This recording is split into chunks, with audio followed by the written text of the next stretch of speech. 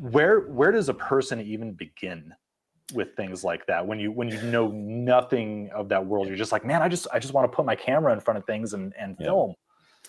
That is an excellent question. And in fact, it's one of the biggest problems of making your own feature is trying to figure out where to start. Honestly, so much of feature filmmaking is a chicken and egg problem. There's there are so many things, especially, at the beginning here when you're trying to put it together where you can't get, for instance, it's hard to get actors unless you've got a budget, but you can't get money unless you have actors attached, and you can't, and like that's a simple example, but lots of stuff like that, there are just so many things that are like that, and like, oh, you can't do a budget if you don't know like your locations and stuff like that. At least you can't do a real accurate one, Right? But you can't really do it. But your budget is, but you can't get money unless you have a budget, and you don't know what your budget is unless you have money. And yeah, it's just like there's so many of these problems where you have to kind of say, well, we're gonna do our best with what we know now, go forward with it, and then adjust as we, and that's part of selling it, right? Absolutely. Here's my best guesstimation.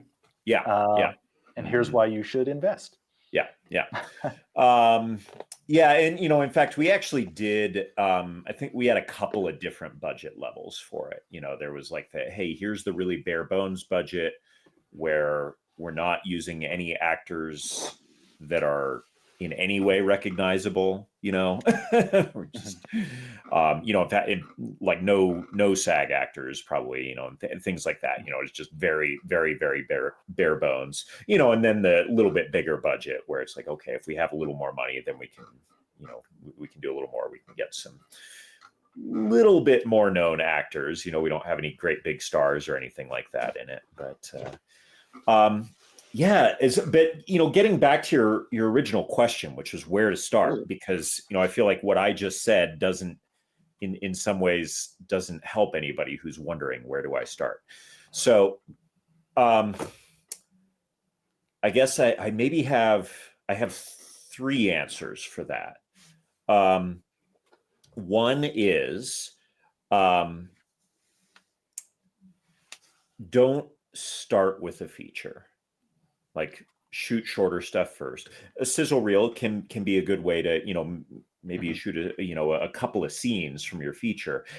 I was really glad that we did that, aside from that being a tool to, to help with fundraising and things like that, and the crowdfunding and all of that. The sizzle reel also helped sort of solidify in my mind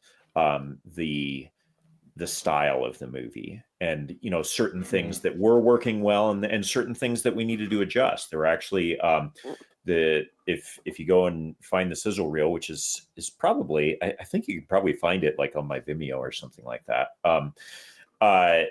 You'll see it's a little different stylistically from the finished movie, and ended up, so we learned some things about that. I felt like the sizzle reel felt a little bit too sitcom-y, and I didn't quite want that. I didn't want as much of a sitcom-y feel, even though it's a romantic comedy. It's always going to have some of that cheese factor or whatever, the schlock, Yep.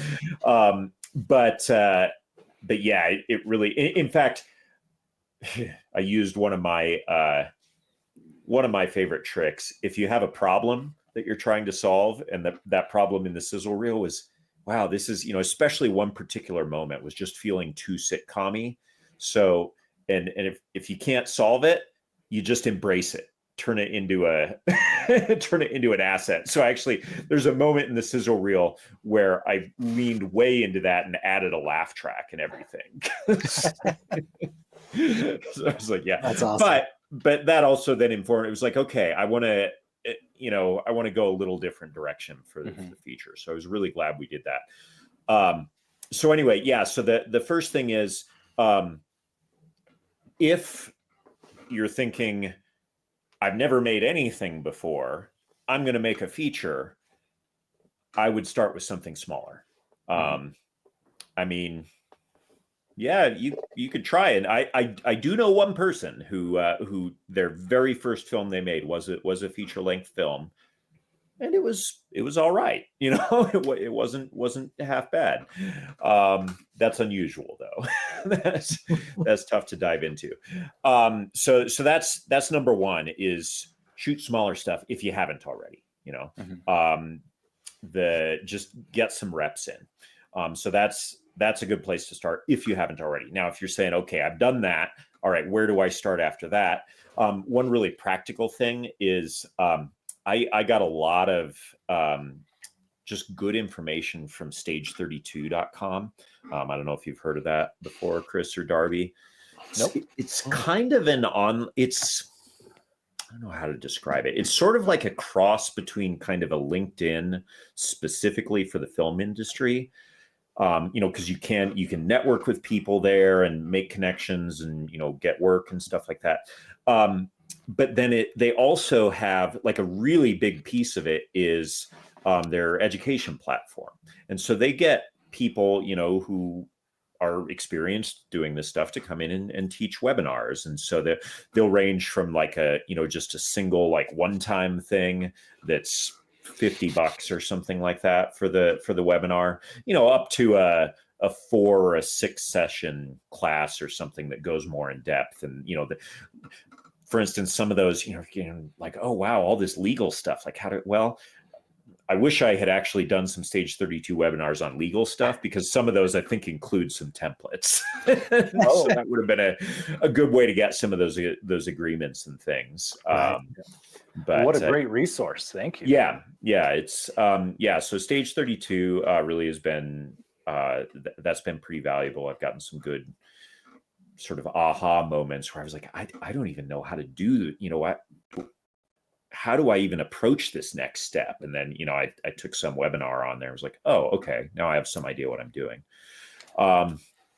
So yeah, that's number 2. And then number 3 is kind of the just do it. You know, that, yeah, you have to start somewhere. In fact,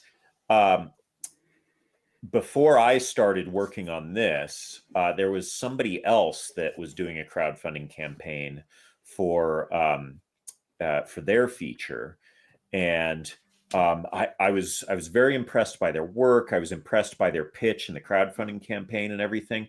And the one thing that really stuck with me is he said that he just has a mantra or a motto or whatever of do the work. And of course, this is before, you know, now that do the work is associated with, you know, things like racism and stuff like that. But this is before that was kind of associated with that. Mhm. He just meant it quite simply, you know, just there's work involved with it, and it's Right. not all fun.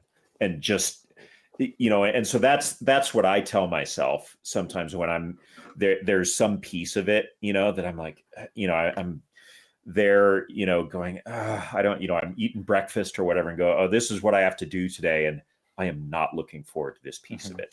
This is not a fun part of the filmmaking progress. And I go, okay, Tim, just do the work.